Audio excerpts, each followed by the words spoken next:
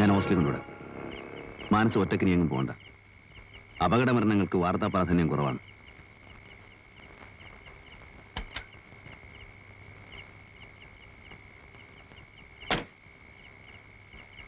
ഞാൻ വന്നത് ഒരു കാര്യം പറയാൻ വേണ്ടിയാ.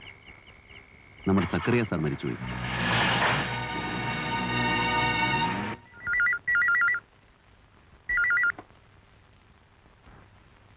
Hello, yes, advocate PS Nenmara here. അതെ, എൻ്റെ കൂടെയാണ് താമസിക്കുന്നത്. എൻ്റെ കൂടെ ആര് താമസിക്കണം ആര് താമസിക്കരുതെന്ന് തീരുമാനിക്കേണ്ടത് ഞാനാണ്. പേടിപ്പിക്കാൻ നോക്കരുത്. Shut up. ആരാ വിളിച്ചത്? ഭീഷണിയാണല്ലേ? എനിക്കറിയാം. ഞാനിവിടെ താമസിക്കുന്നുണ്ട് വക്കീലിനാ ബുദ്ധിമുട്ട്. എന്ത് ബുദ്ധിമുട്ട്? അതൊക്കെ അങ്ങനെ കിടക്കും. ഞാൻ ആലോചിക്കായിരുന്നു. ഒന്നും ആലോചിക്കണ്ട. അതല്ല വക്കീലെ, ഏതായാലും ഇനി പരോള് തീരാൻ അധികം നാളില്ല. ഇനിയുള്ള ദിവസങ്ങൾ വല്ല ഹോട്ടലിലോ മറ്റോ. എന്തിന്? ഇപ്പൊ ഈ ഫോൺ വന്നതുകൊണ്ടാണോ? പേര് പറയാതെ ഫോൺ ചെയ്യുന്നവരും ഊമക്കത്തുകൾ അയക്കുന്നവരും ഒക്കെ ഭീരുക്കളാണ്. എന്നെ അവരൊരു ചുക്കും ചെയ്യില്ല. എടുത്തുചാട്ടത്തിനൊന്നും താൻ നിൽക്കണ്ട. കഴിയുന്നതും വേഗം വീട്ടിലേക്ക് തിരിച്ചു പോവുക. കുറച്ച് നാളത്തേക്ക് വീടിന് പുറത്തിറങ്ങാതിരിക്കുക. സമൂഹത്തിലെ അനീതികൾക്കെതിരെ ശക്തമായി പ്രതികരിക്കാൻ വായനക്കാർക്ക് ആവേശം കൊടുത്ത ആളാണ് ഈ പറയുന്നത്.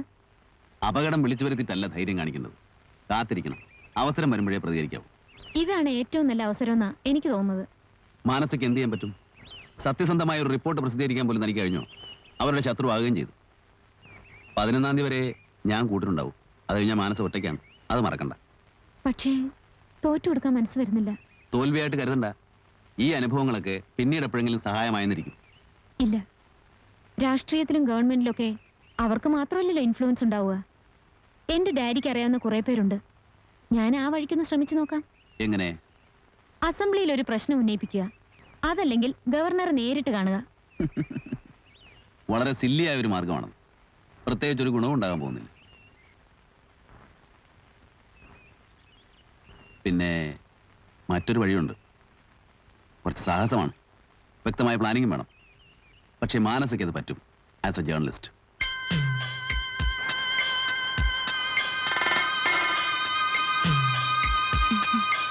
പ്രിന്റിംഗ് എല്ലാ എഡിഷനും ആയോ?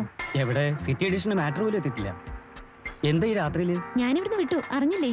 ആരോ പറഞ്ഞു? സത്യമാണല്ലേ? അതെ, നാളെ രാവിലെ നാട്ടിലേക്ക് തിരിക്കുകയാണ്. നൈറ്റ് ഡ്യൂട്ടിയിലുള്ളവരെ ഇപ്പോഴല്ലേ കാണാൻ പറ്റൂ. ഞാൻ യാത്ര പറയാൻ വന്നതാ. ഞാൻ കമ്പോസിംഗ് റൂമിൽ നിന്ന് പോയിട്ടേ. ശരി.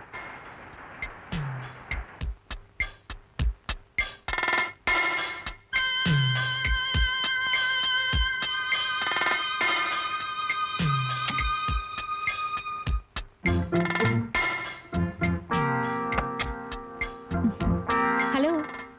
മാനസന്റെ ഈ സമയത്ത് ഇപ്പൊ വന്നാലേ നിങ്ങളൊക്കെ കാണാൻ പറ്റൂ. എഡിറ്ററായിട്ട് എന്തെങ്കിലും പ്രശ്നം ഉണ്ടായോ? ഏയ് ഒന്നുമില്ല, ജോലിയൊന്നും മതിയെന്ന് തോന്നി, അത്രേ ഉള്ളൂ. സിറ്റി എഡിഷന്റെ പണി കഴിഞ്ഞില്ലേ? ഇല്ല, മാറ്റർ കമ്പോസ് ചെയ്യുന്നുള്ളൂ. ആ, ജോലി നടക്കട്ടെ. സോറി. Thank you. വരട്ടെ. ശരി.